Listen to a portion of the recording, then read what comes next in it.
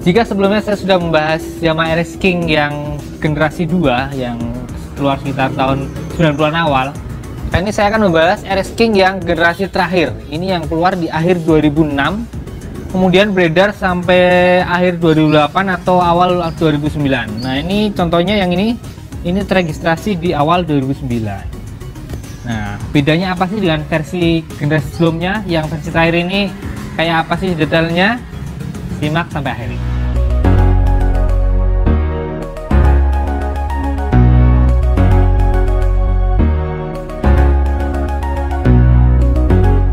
Oke, kita detailin aja dari depan ya. Ini versi yang terakhir emang lumayan beda dibanding generasi Cobra, apalagi generasi 2 atau generasi ketiga yang lahir di 95 sampai 98 awal. Yang paling jelas berubah adalah kalau dari depan ada lampunya. Ini lampunya jadi bulat, lihat. Kemudian ada lampu kotanya di bawahnya. Ini mirip yang dipakai di Scorpio atau Vixen kala itu. Termasuk juga sennya yang jadi model lonjong dengan mika bening, di dalamnya pakai bolam warna orange. Lalu yang juga berubah tentu saja dudukan lampunya, ini jadi model gini, ini mirip yang generasi awal banget, hanya saja posisi klakson tidak balik ke bawah lampu, namun tetap di bawah tangki. Kemudian kalau kita lihat bagian roda depan, ini cakramnya jadi model pakai lubang-lubang kecil banyak. Lalu kalipernya 2 piston, ini seperti yang kayak dipakai generasi yang komputer ya, yang keluar di sebelum 2006.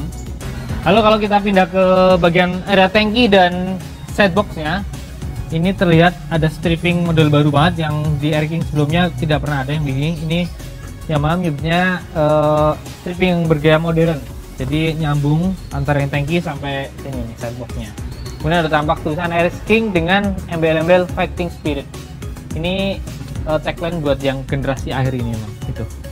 Lalu kalau lihat ke area samping sini, ini terlihat beda banget juga adalah area mesinnya. Ini bak koplingnya ini beda banget dengan King sebelumnya, dibikin lebih modern lah. Ini lekukanya beda banget, tulisan Yamaha di tengah, terus warnanya juga gunmetal, modernnya dapat banget. Kemudian yang buat cover pompa olinya juga beda, nonjol. Lalu yang beda lagi tentu saja ini nih, kickstarternya bentuknya beda, lebih lekuk-lekuk. Ini ada hubungannya dengan knalpot karena biar tidak mentok ya. Nah, ngomongin knalpot, ini memang beda banget dari generasi-generasi sebelumnya. Ini yang terakhir ini tampak layarnya hitam, ada covernya hitam juga, terus belakang chrome. Nah, ini yang beda adalah nggak cuma desainnya, namun juga fungsinya. Fungsi sama ya, cuma fungsi secara apa ya, secara mendalamnya ini beda. Ini ada AIS atau Air Induction System, ini ada pipa di depan nih. Ini injeksi udara bebas untuk menurunkan emisi gas buang. Karena yang King terakhir ini disiapkan untuk menyambut penerapan standar Euro 2 di 2007 awal. Makanya ini mesinnya walaupun tetap 135 cc, tepatnya 132 cc, namun standar emisinya lebih tinggi. Ini bisa Euro 2. Lalu kalau kita lihat lebih detail lagi, geser ke area belakangnya, ini naik lagi ya. Ini joknya jadi model lebih masa saat itu ya. Ini busanya tetap tebel khas King, namun kulitnya jadi model polos tanpa ada jahitan ya. Terus ke belakangnya tetap Casere King, ada box buat toolkit. Ini di sini Casere King, cuma untuk lampu-lampunya berubah banget nih. Ini sama kayak depan tadi, kayak punyanya Scorpio Vision. Lalu yang beda banget adalah lampu rem, ini jadi segi 5, cakep ya. Terlihat ya modern, segar, cakep lah untuk di masa itu, emang keren. Dan spatbor tetap plat, pakai kepet karet tetap sama. Ban juga tetap sama, pakai ring 18 depan belakang, tromolo hitam. Kemudian kalau suspensi ini dikala itu pakai ulirnya udah renggang kayak yang 95 akhir, terus pakai chrome. Lalu yang juga kayak yang model generasi sebelumnya ini juga lengan ayunya udah kotak. Ini awalnya di 95 akhir ya, seri 95 yang komputer, yang sistem buat olinya udah kayak pakai mikrokomputer gitulah. Terus buat pembonceng belakang juga sudah ada dudukan sendiri. Terus ini bentuknya tapi beda, baru. Ini juga membuat pembonceng lebih nyaman karena tidak ikut mengayun bareng lengan ayunya. Kemudian kalau geser pindah arah kiri ya guys, saya putar dulu ya. Set. Gimana, kameramen udah pas belum? Sip. Oke.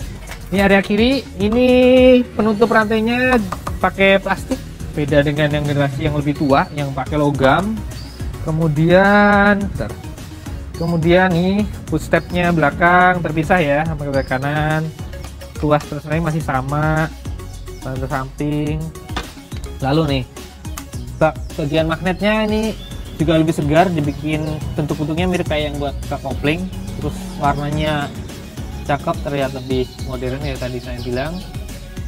Terus bagian mesinnya, sindrace-nya tetap hitam kayak yang lama sama. Lalu yang berubah lagi apa ya? Udah sih cuma itu aja. Ini strippingnya tadi kayak yang kanan menyatu. Kemudian yang beda adalah yang belum saya bahas adalah bagian speedometer nih, sini nih. Speedometer ini berubahnya beda banget dibanding yang sebelumnya. Ini jadi bulat-bulat ya, terus dengan ring chrome. Lalu ini juga jadi DC ya. Jadi ketika kontak on lampunya sudah nyala. Lalu kalau kontak masih sama gini. Terus segitiga atasnya warna jadi silver, stangnya pakai chrome, lalu panel saklarnya di stangnya ini jadi ada engine cut off. Lalu kalau yang kiri sih sama, tetap lampu ini saklar lampu on off-nya, lampu jauh dekat, passing beam, sen, klakson.